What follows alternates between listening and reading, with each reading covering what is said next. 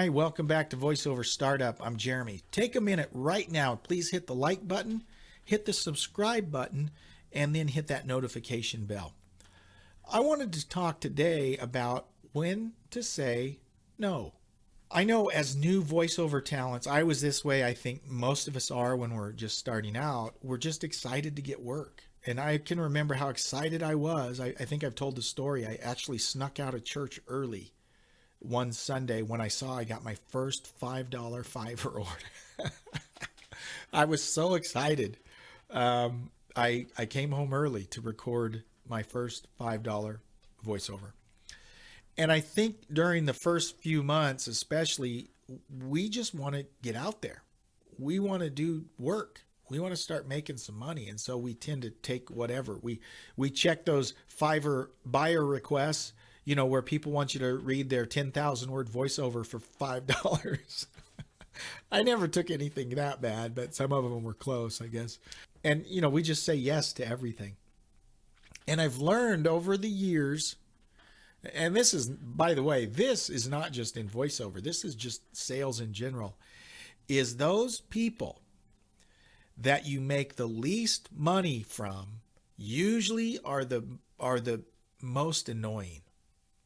And I guarantee it's that way in a lot of the jobs I've done. Is that person that seriously buys a $5 job, you know, that first of all, they submit you 105 words, you know, or whatever, or 55. If your cutoff is 100, your words are 5. They always want a little extra. And then when you charge, well, you know, you went over the mark there. So either cut it short or, you know, they always want you to fudge on their benefit. And to be honest, usually I do if it's that close. But the point is, those people that will, you know, haggle over just a small $5, $10, $15 job, if they're haggling and arguing about price right up front, just say no.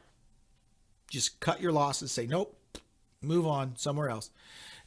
Because I have had some order, seriously, $5 orders that, you know, are 80 words long or whatever deal I gave them. And they just come back and back and back. And it's like, come on, dude. So if you get that inkling right up front that this is someone that's going to be high maintenance and not worth the hassle, just say no. Just say no. I just got one last week. A guy sent me, you know, an IM and said, hey, I've got this video. I want you to, couple things here. I don't do video editing. I mean, I can, but I don't. I choose. That's not something I want to do on Fiverr. But this guy had a video and he said, hey, all I want you to do is to add commentary to this video. I said, what do you mean add commentary? Well, I want you to just talk across. Well, do you have a script? Well, no, just talk. About what? Whatever you, I'm like, dude, no, it's weird. Plus, he wanted me to add it to the video, and I'm like, that's video editing. I don't do all that. And I thought I made it fairly obvious that I wasn't interested at the beginning, but he just kept texting me. And then he'd say, okay.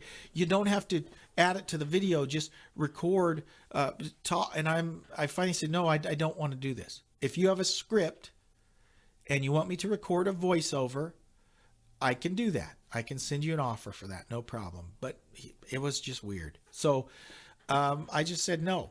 And some jobs are just not worth it. And sometimes we get this scarcity mentality, right? We think, oh, if I turn this down, I might not get any more. That's not right. That's bull. Okay. There will be other jobs. Okay. Turn those bad jobs down and never think about it again, because you'll get more. Trust me.